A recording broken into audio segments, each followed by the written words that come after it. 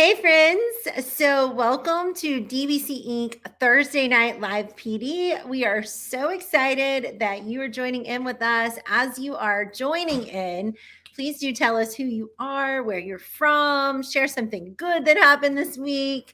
Let's just join in. We do have Catherine and Adam on the show with us tonight. Kat, do you just go by Kat? Either way is fine. I always call you Kat when I'm talking like about to the team about you, but then I'm like, I wonder if she even likes. I always shorten everybody's names. It's fine. Yeah. Catherine and Adam on the show. We're super excited. They are the co-authors of the Complete EdTech Coach. Such a great book and resource. And we will be giving away one of those books to somebody in the live audience. So you definitely want to. Awesome, Ryan. Thank you. You definitely want to get some comments over in the comment section so you could be entered to win this awesome book.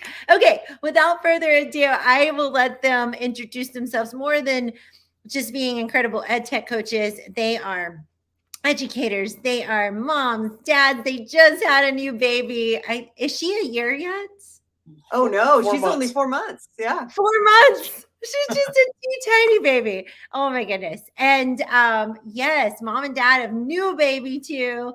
And I will let them more formally introduce themselves, not just as my DBC Inc. author and brother, author, brother, and sister, but also as the wonderful things that you two get to do on a daily basis. So, Adam, if we can start with you, if you just want to share a little bit about what you do and a little bit about who you are, and then we'll let Kat share too.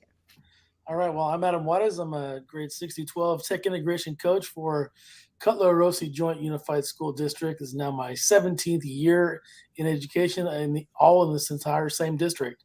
The first 10 years I was a U.S. and world history teacher for middle school and high school. And then the past 7 years, I've been on assignment as a tech integration coach, and making that jump from the classroom to coaching was the best professional risk I ever took.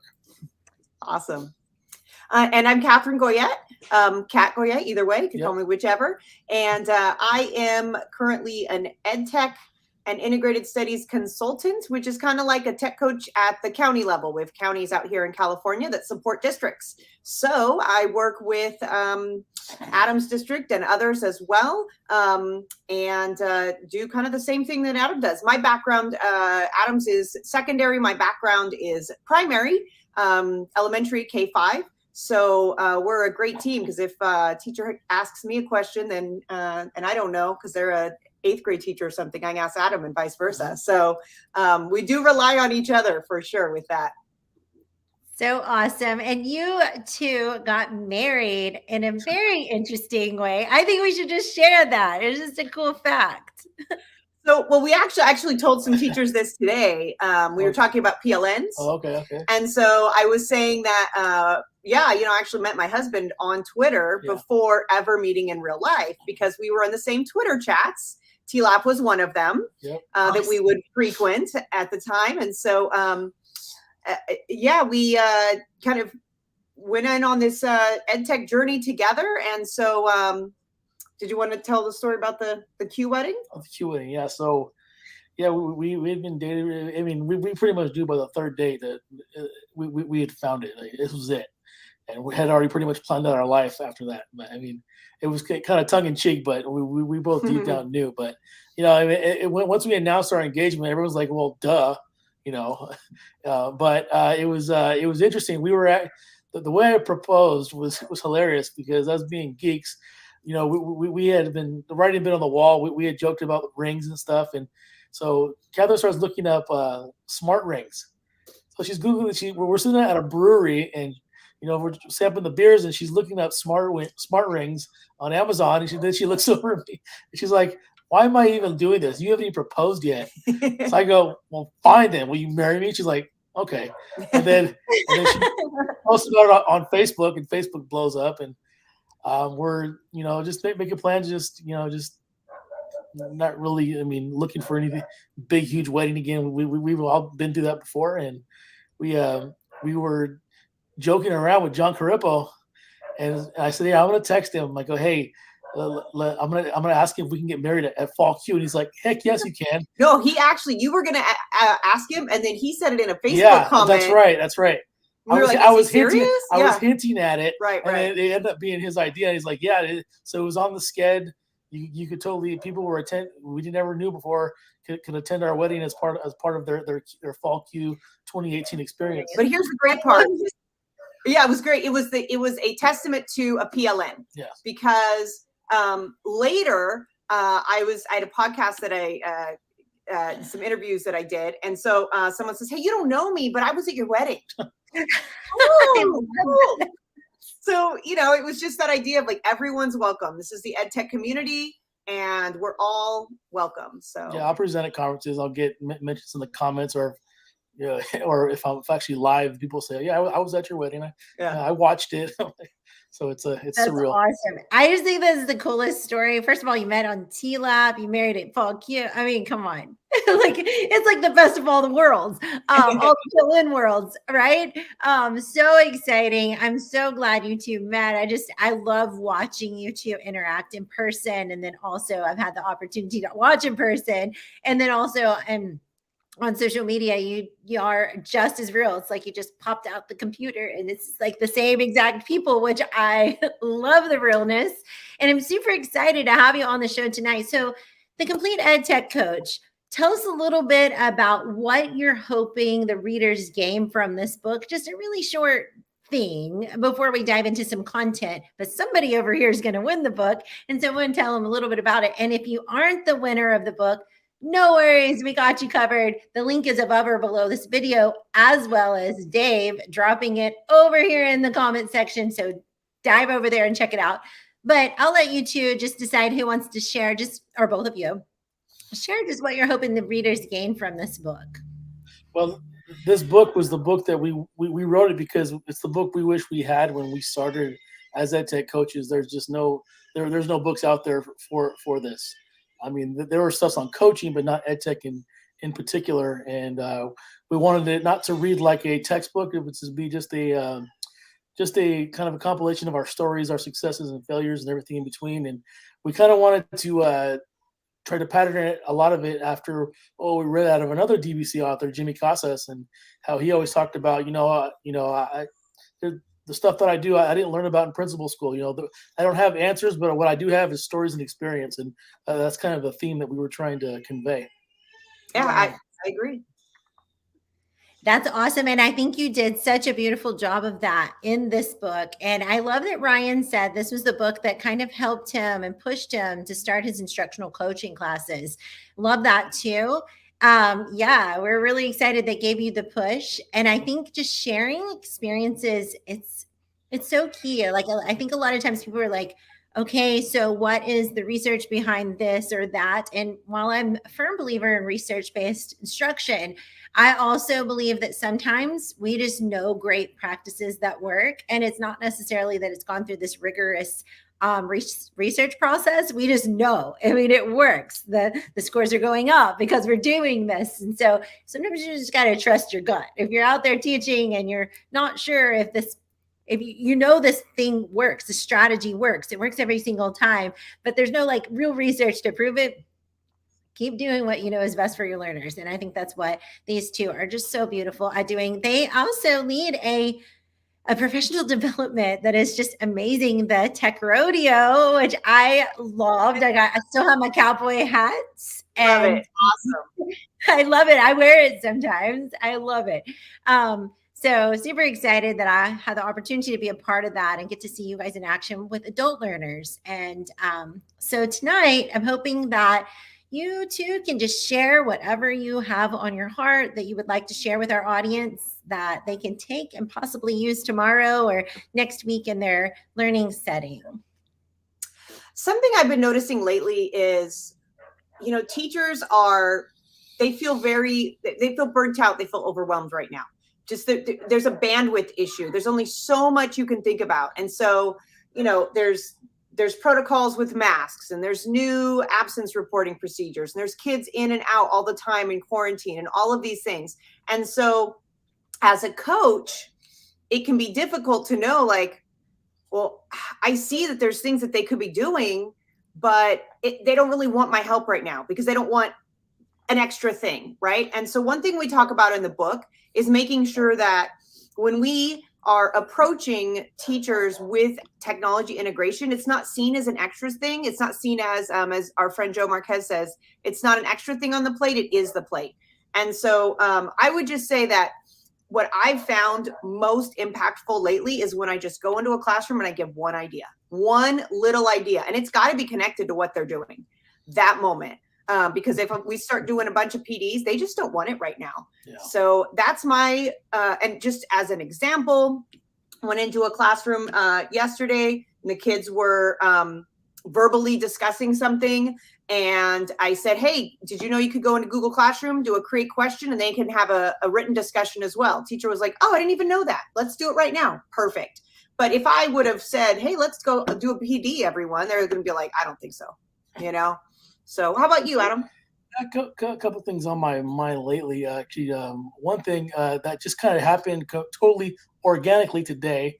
Again, the whole fourth part of the book is about, growing the PLN and, feeding yourself before you feed your team. So, I mean, I would consider myself a pro at that, at feeding myself, both professionally and when it comes to actually eating. But I'm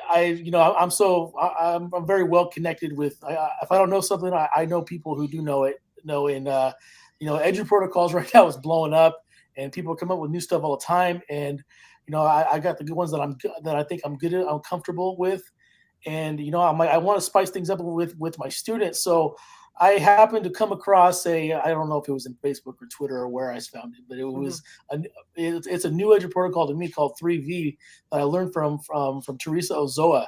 I had bookmarked it for about a month, and then during lunch I started looking at it. I'm like, I could totally apply this today. So in a nutshell, you're taking like some kind of image or text, and you're going to look at it from three different perspectives: positive, negative, neutral, question. You just kind of define the categories. And I piloted with my kids today, and it was great. They just ran with it. It was like, this is awesome. And that's the beauty of Edu protocols, that it's lightweight. It can be just pulled out of a hat, out of thin air, and you can rock it. So that was a huge win for me today. But this will warm your heart, Tara. Because my district has allowed me to conduct book studies on our book. I did the first one ever last fall, and it's kind of seeing what stuck, and I'm looking to make it more systematic now. So I've gone through chapter by chapter, and I'm creating a series of book snaps for it. So I'm definitely. I love it. So yeah, I'm spending the last week or so kind of going through it and creating little prompts and stuff that I can do for people to do book snaps on Google Slides for it, and make a whole program out of it. I am stoked. So you totally have to share that. We need to share it with the authors. That was so cool.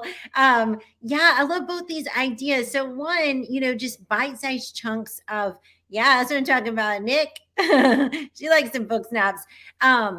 With Kat talking a little bit about bite-sized chunks of PD, I've been talking, spent this is my 6th live meeting today. I say live, like a Zoom call meeting today. I've spent 5 of them with 5 different authors from Dave Bridges Consulting. We've been talking about bite-sized professional development, just because no one is at the place to have the capacity to be able to receive a lot of things. Yes, we're still all lifelong learners. We want to be lifelong learners, but when you have so much on your plate, our teachers are just so full of stuff that they need something really quick that's connected exactly to what they're already doing, just like Kat says.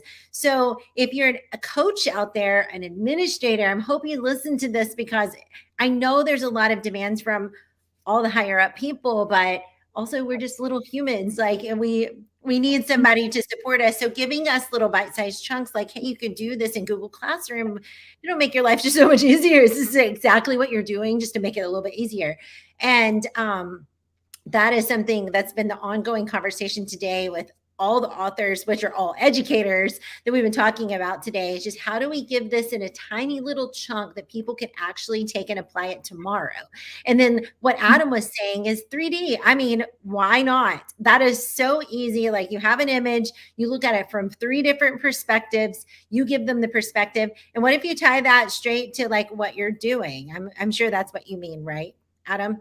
Yeah, so that image, you relate it right to like what's happening in your classroom. How does this relate to your classroom? You know, how does this relate to the concept we've just learned?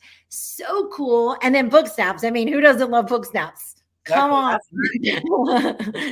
You can make them with any content. Don't get me started. Math snaps, science snaps, music snaps, any kind of snap. But basically, you're just taking a digital visual representation of learning. You just taking a snap of what's happening inside their brain and having them recreate it digitally, like in Google Slides, any picture app. And so they use the text for annotation. They use the images to represent like the picture that's basically happening in their brain, but they find digital ones to show you what's happening in their brain at that moment. So many cool ideas right here from the ed tech coaches themselves. Do you guys have some more things you would like to share? I saw Ryan mentioned he loves the blended model, and I have to echo that right now. But a lot of people don't really understand what blended learning is. Like it's a new buzzword, but they don't realize it's been around for years and years. Yeah. But I have seen some teachers shy away from technology and say, well, now kids have had too much tech. They had a year or, year and a half of distance learning. I'm worried about screen time. I don't want them staring at their devices. And I'm like, yeah, I know. I don't either. But that doesn't mean that we can't use it at all. So it's really about a blended approach. Sometimes I'm with the teacher, sometimes I'm at the device, but I'm probably not by myself. I'm probably, if I'm doing it correctly, I'm actually collaborating with my peers and maybe even people outside my classroom. And so it's really important that we message. I can draw something and take a picture of it, like sketch notes. Adam's kids do a lot of great sketch notes, but that doesn't mean it's not all or nothing, like all staring at the Chromebook silent or no Chromebook at all. That is the wrong approach. And so that's something that I think needs to be messaged. I had a conversation with some teachers about that today as well. Yeah, I mean, it's striking that balance. A lot of times I like to have my kids, they're going to really grapple with the content, maybe paper and pencil. I do a lot of whiteboarding, but then they're going to present their learning. They're going to curate their learning on a digital platform. So they complement each other. So it's definitely striking that balance. That segues into something that I think we've both been, I don't know if it segues, but I'm just going to say that anyways. Something we've both been kind of doing a lot lately. You today, last couple of days, have been rocking teachers, getting them through the Google certification exams. Yes. Yeah. We talk about that in the book as well. And Adam has we both have done this, but Adam's done a ton of work in getting, because I was pregnant when the test changed. The Google certification exam changed. So Adam did a whole bunch of work, and now I use that. I did the work of growing the kids. So yes. Anyway, we're both working. Absolutely. So it's great to get these teachers certified because they learn new things and they feel like, oh, I've got this badge and I've got these, like, people, I did something, and it's really a great feeling for them. But did you want to add on to that? Yeah, so it's like, one certification begets another. When the pandemic first hit, a lot of the PD fell all on my lap, and I started showing all these different apps and stuff that they all have certifications, and now teachers, they email me, all those badges are showing up, and it's always like, what's next? It's kind of addicting almost. I want to get better, show my competency with all these things. And with the Google one that we're well versed in it, we always hear. I remember my superintendent. I coached her for that exam, and when she took it, the whole time I kept hearing, "Oh, I didn't know I could do that. Oh, I didn't know I could do that." I'm learning so much just by taking the test. A lot of times I tell people, best way to study for it is just take the test, and if you pass, great. If not, then you know what's on it. But it's not like super, hardest test in the world, but you do see some real life applications for it. And if you go to my website, techcoachplaza.com, on the Google certification page, I have a bunch of scenarios that will help you train for both level 1 and level 2 tests. So it's great to see teachers that excitement when they achieve it. Totally. And Adam, what is your Dave might have it already, but what is your website that they can find that information? It's techcoachjuarez.com. Tech coach. So pretty much my Twitter handle.com. .com. Got it. I think. Did I get it right? Yes. There you Yes. Perfect. So if you Nailed it. go there, you should be able to, is there a resource section or they'll be able to find it? They'll say Google certification. You click on that tab and then just There you follow go. along. So the greatest thing about Google certification is like Adam was saying, you know, you get in there and you start to discover like, whoa, I didn't even think about using this way. And I know that like even when I made book snaps, when I had to figure out how to make book snaps in multiple different apps, I was like, oh my goodness. So as I was teaching my kids how to make a book snap in Google app and Google Slides, their presentations on their social studies presentation was getting way better. Why? Because they were transferring those skills. They're like, oh, we learned that in book snaps, like we could change the background of one slide or we could animate this one piece. And because they learned it to make a book snap, and then they're like, okay, this would make my presentation so much better like the next time. And I think that's what happens when we start seeing these tools, we're trying it, like, oh my goodness, this would so easily fit with this activity and make it so much easier. Like I don't have to have them doing this with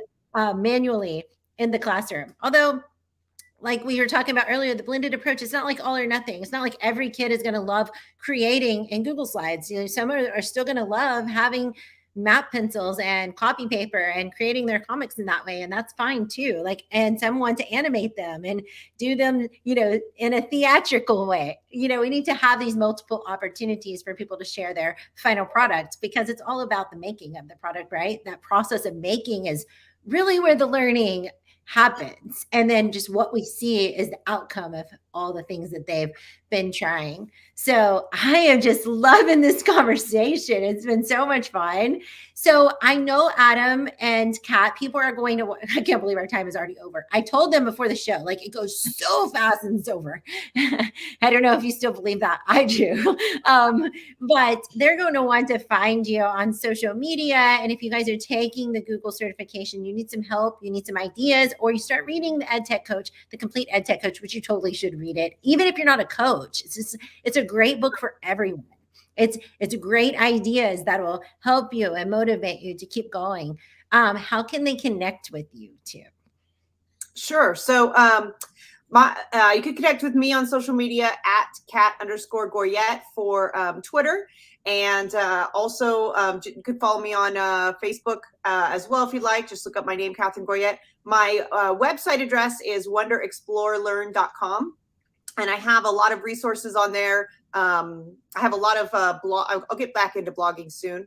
But, you know, again, I was pregnant and had a baby. So there was a bit of a lull there. But I have a lot of blog posts about like SEL. And so if you're kind of interested in some of those things, and primary, if you work with primary teachers and you're like, I don't know what to do with them, definitely connect with me on that, because I love helping with that kind of stuff. But wonderexplorelearn.com is my site. And Adam? I'm at Tech Coach Juarez on Twitter and Instagram and everywhere else. I have a page on Facebook, which is pretty much just me posting all links to all the stuff that I blog about. So it's like a Facebook version of my blog. But you can find me on Facebook. You can give me a follow. I always follow back on all the different social media platforms, and on my website, techcoachjuarez.com, serves as my blog and where I house all my training resources. Besides kind of promoting all the new Google certification training modules that I developed, I've been really lately getting into getting feedback and supporting the English learners. I mean, that's the two things I've been really passionate about lately. So a lot of blogs and resources about that coming up. So stay tuned. I love it. I love it. These are such great resources. You definitely want to check out the book if you haven't already. The link above and below this video, depending on where you're watching, will also give you this opportunity to preview it for free, which I love that we have that idea. If you just scroll down, that we have that opportunity. It's not an idea. And then you scroll down, you can click preview, and you can read the first few chapters, first chapter and a half, I think, for free, and just get an idea of what it is. And then of course, you're going to want to click it and buy it. But I also wanted to mention that we do have a Hook of the week this week. It was out yesterday on Hump Day, my favorite day of the week. We put out the hook of the week, which is Dave's favorite thing to talk about, is hooks and how to hook our learners in. And so I love this one, the dance and drama hook. If you haven't added some dance and some drama into your classroom, how might you incorporate this hook in your learning atmosphere? It can be as adult learners. It also can be our student learners, our kids. They love to move. They love to get involved, and we can still move at 6 feet apart. So we can also move on Zoom and other tech apps too. So keep that in mind. I mean, look at TikTok. Killing it, killing it with dancing happening all the time. How can we involve our students in with this hook? How can we hook them into the learning? How can we tie it right into what the content that we're already teaching? So if you incorporate the hook of this week into your classroom, use the hashtag hook of the week, the hashtag TLab. Be sure and tag Dave. He's been loving all the examples that you guys have been sharing over on Twitter. There's been a lot of cool things. So you can go check out the hashtag hook of the week and see some of the examples people have been sharing all over the place. But I really, really love it. Oh, you want to see my moves, huh? Yeah. Well, let me get I told Dave, don't be surprised if a TikTok doesn't come out this weekend. It's just my hook of the week. He's like, oh dear. You dance in your class today, Robin? That's awesome. With 7th graders. See, every kid loves to move around. They need to move around. We need to get them involved. And I love the idea too. If you look at the blog, Dave, if you don't mind, if you'll drop that blog, we do have a blog on the website that gives you some guiding questions on how to incorporate the hook of the week. I'm kind of hijacking this just for a second, Kat and Adam, but maybe you want to use this too. Who knows? It's a fun one. But Dave gives you some questions, some very specific questions to ask yourself, like, can I provide an opportunity for my students to do skits, or can they create a video of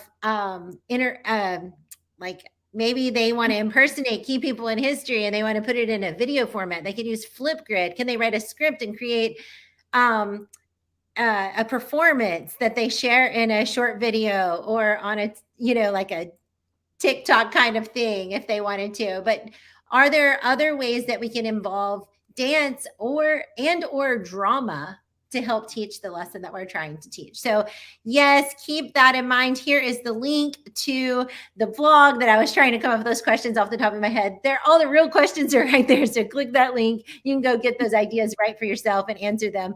But yes, thank you so much for joining us again for Thursday Night Live. We absolutely love having you. We loved having Adam and Kat and their love story, which is so cute. I wish the baby was here. She's sleeping. She's probably crying a minute ago. Yeah, she's downstairs. Oh, sweet baby. She's so cute. Go follow them. You'll get to see some pictures of her. She's just the cutest. And thank you all for joining. Your 3 and 4-year-olds are using Flipgrid. That makes me so happy. I love that. I love that. And thank you so much for joining us for this little short Thursday night PD. I love that you love it, Nick. And we're trying to provide just little tiny things that you can take and apply tomorrow if it's possible. If you don't have the capacity to take it all in right now, don't worry. All these videos are stored on our YouTube page. You could go back and watch them when you're ready. So Adam, Kat, you guys are amazing. Thanks for joining us tonight. Thank you.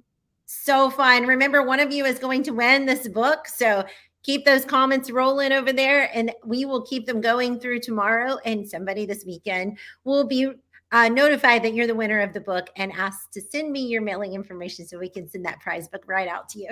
So have a great Thursday. We'll see you next week. Same place, same time.